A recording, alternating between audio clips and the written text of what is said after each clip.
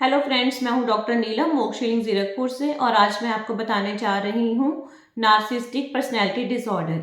ये cluster B में आता है जिसमें कि इमोशनली और बिहेव जो होता है पर्सन का वो बहुत ही ज़्यादा ड्रामेटिक होता है, ड्रामेबाज होता है एक नंबर का।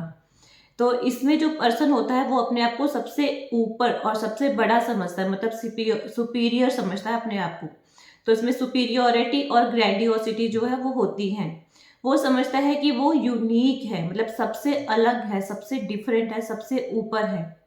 अपने आप को मतलब राजा महाराजा टाइप वो समझता है। मैं वीआईपी पर्सन हूँ, मैं सबसे बड़ा हूँ, मतलब मैं सबसे ज़्यादा सुंदर हूँ, मैं सबसे ज़्यादा इंटेलिजेंट हूँ, मतलब मैं जो हूँ वो सबको इम्प्रेस कर सकता हूँ, हर कोई मुझसे इम्प्रेस हो सकता है। मतलब मेरे अंदर जो है बहुत सारी खूबियाँ हैं, मेरी जो इम्पोर्टेंस है वो बहुत ज़्यादा है। मतलब अपने आप की वैल्यू जो है वो बहुत ज़्यादा समझता है और दूसरों को सबको छोटा समझता है। वो सोचता है कि मैं वीआईपी पर्सन हूँ, मैं राजा महाराजा टाइप हूँ, मेरे अंदर ही सारे गुण हैं, मैं ही सबसे ज़्यादा समझदार हूँ। तो सबको जो है मुझे उसे अकॉर्डिंग ट्रीट करना चाहिए। जैसे हम कहते हैं ना, कोई वीआईपी पर्सन है तो उसको वीआईपी फैसिलिटीज़ दी जाती है, मतलब वेरी इंपॉर्टेंट पर्सन की तरह। तो वो सोचते हैं कि मुझे भी इस तरह से फैसिलिटीज़ दो, मुझे भी इसी तरह से ट्रीट करो, क्योंकि मैं वीआईपी हूँ, मैं राजा महाराजा टाइप हूँ, मैं सबसे सुंदर हूँ, सबसे ब्यूटीफुल हूँ, सबसे ज़्यादा इंटेलिजेंट हूँ। अपने बारे में तो वो ऐसा सोचता है, लेकिन सामने वाले को जो है वो बिल्कुल भी भाव नहीं देता। उसके लिए उसके कोई इमोशंस नहीं होते, कोई सिंपैथी नहीं होती। मतलब सामने वाले को बहुत नीची नज़र से देखता है कि भाई तुम्हारी वैल्यू मेरे सामने कुछ भी नहीं है, तुम्हारी मेरे सामने कोई औकात नहीं। जैसे हम बोलते हैं ना, तेरी कोई औकात नहीं है मेरे सामने। तो ये सामने वाले को उस तरह से ही समझता है और उसके साथ बिहेव भी उसी तरह से करता है।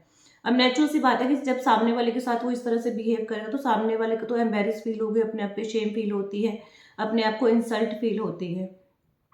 और ये पर्सन खुद ब खुद मतलब कल्पनाओं में, अपनी फैंटेसीज में खोया रहता है कि देखो मैं कितना सुंदर हूँ। मतलब खुद खुद ब खुद अंदर ही अंदर खुद अपने आप ही पूरा दिन सोचता रहता है, काल्पनिक दुनिया में खोया रहता है कि मैं देखो कितना सुंदर हूँ, मैं बिल्कुल राजा महाराजा टाइप हूँ, मैं सबसे बड़ा हूँ, मैं ब्यूटीफुल हूँ, मैं इंटेलिजेंट हूँ, मेरे अंदर ही सारी दुनिया के गुण हैं। और फैमिली में अगर मान लो कि फैमिली है और ये पर्सन जो है मतलब अपना अधिकार समझता है, बोलता है कि मैं हूं तो सब है, अगर मैं नहीं तो कुछ भी नहीं। मतलब सारा घर जो है मेरी वजह से ही चल रहा है। अगर कोई प्रॉपर्टी की बात हो, कुछ भी हो, तो सब कुछ मेरा ही है, मैं ही हूँ सब कुछ। चाहे वो कुछ ना करता हो, बट अपने आप को समझता है कि सब कुछ मैं हूँ। जैसे हमें कॉमन भाषा में कहावत बोलते हैं कि मेरे तो पैर धो धो के पीने चाहिए तुम्हें। अब देखो बहुत बड़े बड़े गुरु महाराज होते हैं, हम बोलते हैं ना कि नहीं भाई ये महाराज जी तो इतने पहुंचे हुए संत है ना कि इनके तो अगर पैर धो के पी लो तो भी बहुत कम है, कहावत बोली जाती है। तो इसी तरह से ये अपने आप को वो इतना हाई फाई पर्सन समझता है कि हाँ मैं इतनी मेरी वैल्यू है कि तुम्हें तो मेरे चरण धो के पी लो तो वो भी कम है। मतलब इतना अपने आप को ऊंची स्टेट पे समझता है। और अगर मान लो कि सामने वाला पर्सन है और उसने इसको क्रिटिसाइज कर दिया या इसको मतलब कि भाव नहीं दिया, एडमायरेशन नहीं की, इसकी प्रशंसा नहीं की, क्योंकि वो अपने आप के बारे में तो सोचता है कि मैं बड़ा हूँ, बट वो ये भी सोचता है कि सामने वाले भी उसको इसी नज़र से देखें। इसीलिए सामने वाला उसकी तारीफ करता रहे, उसकी प्रशंसा करता रहे, उसकी वाहवाही करता रहे, पूरा दिन एडमायरेशन करता रहे। अब अगर सामने वाला ऐसा नहीं करता है तो ये क्या है, बहुत ज़्यादा गुस्सा करता है, बहुत ही ज़्यादा गुस्सा करता है, उसको बहुत ही ज़्यादा इंसल्ट करता है, उसको शेम फील करवाता है, एम्बैरेस करता है। मतलब वो कोई कसर नहीं छोड़ता वो सामने वाले की बेइज्जती करने में। और सामने वाला फिर खुद ही अपने आप को एम्बैरेस फील करता है, इतनी बुरी तरह से, इतना बुरी तरह से गुस्सा करता है। और अंदर ही अंदर कहीं ना कहीं उसको ये समझता है कि ये तो मुझसे जलता है, या उसको अपना दुश्मन मान लेता है। अंदर ही अंदर मतलब सोचता रहता है कि इसने ऐसा किया है, इसने ऐसा किया है। बट इस चीज़ में क्या है कि अगर लोग इसकी प्रशंसा नहीं करते, मान लो किसी ने उसको एडमायरेशन नहीं दी, तो ये अंदर ही अंदर खुद ब खुद अकेला बैठ के जो है अपने आप के बारे में सोचता है कि मैं किसी काम का नहीं हूँ, मेरी तो कोई इंपॉर्टेंस नहीं है। मतलब अपने आप को जो है पूरा नेगेटिव जो है फील करवाता है, अकेला बैठता है तो।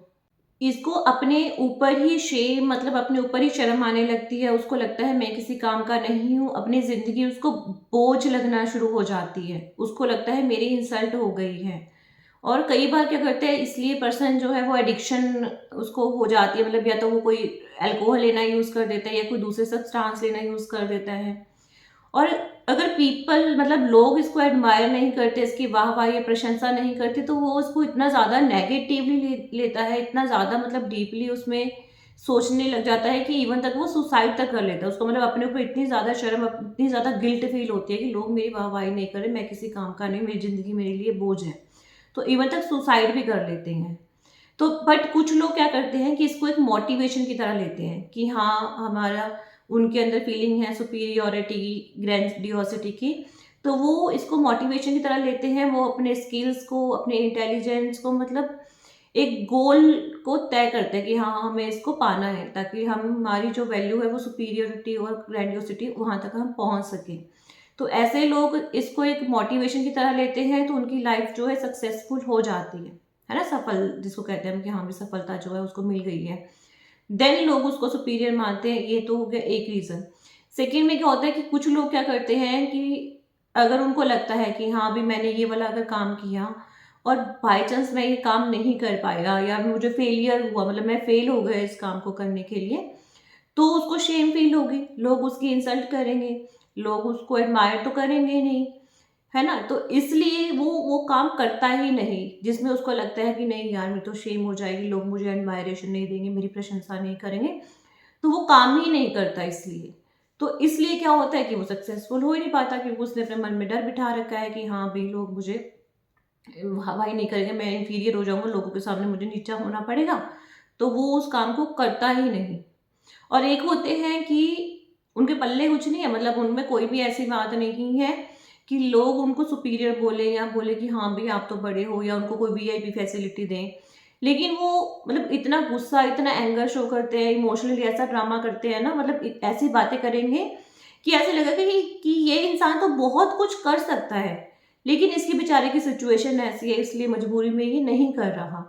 करता वो कुछ नहीं, सिर्फ बातें ऐसे मारेगा ना, इतना ड्रामा, मतलब इतना इमोशनली, मतलब सामने वाले को इम्प्रेस करते हैं बातों से कि सामने वाला इसकी बातों में आ जाएगा कि नहीं यार, ये तो बंदा सुपीरियर है, बहुत अगर ये काम करे तो किस लेवल तक पहुंच जाएगा, लेकिन इसकी शायद मजबूरी है, तो लोग उसकी प्रशंसा करते हैं। जैसे हम कहते हैं दया भाव दिखाना भी नहीं, बहुत कुछ कर सकता है, इसके इंसिडेंट्स ऐसे बेचारे के, ये नहीं कर पा रहा, तो लोग बोलते नहीं यार, तू तो बहुत अच्छा है, तू तो बहुत कर लेगा, अब तेरी मजबूरी है कि चल वो इंसिडेंट्स हो गए, तू नहीं कर पा रहा। बट एक्चुअल में ऐसा कुछ नहीं है, सिर्फ और सिर्फ इमोशनल ड्रामा होता है, करना इन्होंने कुछ नहीं होता, सिर्फ सामने वाले की तारीफ लेनी होती है, प्रशंसा की, देखो मैं ही अच्छा हूँ, बाकी जो सारे हैं वही बुरे हैं। तो अपने आप को इतनी अच्छी तरह से एक्सप्रेस करते हैं कि एक ही बारी में जो सामने वाला पर्सन है वो उससे इम्प्रेस हो जाता है। इवन तक ये लोग दूसरों को इम्प्रेस करने के लिए कि लोग इनको एडमायरेशन दें, ये प्लास्टिक सर्जरी तक करवा लेते हैं कि हाँ देखो, मैं सबसे ज़्यादा सुंदर हूँ, मैं सबसे ज़्यादा ब्यूटीफुल हूँ। तो इसीलिए लोग प्लास्टिक सर्जरी भी बड़े आराम से करवा लेते हैं, अपने आप को सुंदर दिखाने के लिए, सुपीरियर दिखाने के लिए। हम किसको बोलेंगे कि हाँ, इस पर्सन को नार्सिसिस्टिक पर्सनैलिटी डिसऑर्डर है, क्योंकि कहीं ना कहीं थोड़ा बहुत सुपीरियरिटी और ग्रैंडियोसिटी का जो फीलिंग है वो सबके अंदर ही होती है, जिसकी वजह से मोटिवेट होते हैं और अपनी लाइफ में काम आगे बढ़ते हैं, है ना। लेकिन जिन लोगों में ये 5 सिम्टम्स प्रेजेंट होते हैं उसको हम मतलब नार्सिसिस्टिक पर्सनैलिटी डिसऑर्डर बोल देते हैं कि इसको नार्सिसिस्टिक पर्सनैलिटी डिसऑर्डर है। 5 सिम्टम्स कौन से हैं? पहला तो ये कि अपने आप की जो सेल्फ इंपॉर्टेंस है, अपने आप को सुपीरियर समझना, है ना, और सिर्फ अपने ही इंपॉर्टेंस, अपने आप को यूनिक समझना, पूरा दिन जो है अपनी इंपॉर्टेंस के बारे में ही जो है बात करना, और उसी के बारे में फैंटासीज, मतलब काल्पनिक दुनिया में भी यही चीज़ें सोचना कि मैं सुपीरियर हूँ, मैं राजा महाराजा टाइप हूँ, मैं वीआईपी पर्सन हूँ, पूरा दिन अपनी कल्पनाओं में ही खोया रहता है। और थर्ड है कि अपनी कल्पनाओं में खोना और अपने आप को सुपीरियर मानना, अपने आप को सबसे बड़ा, सबसे ऊंचा मानना तो ठीक है, बट वो चाहता है कि लोग भी उसके बारे में ऐसा सोचें, लोग भी उसको यही वैल्यू, मतलब उसके बारे में यही सोचे, उसकी वाहवाही करे, उसको बड़ा समझे, उसको एडमायर करें, उसकी प्रशंसा करें।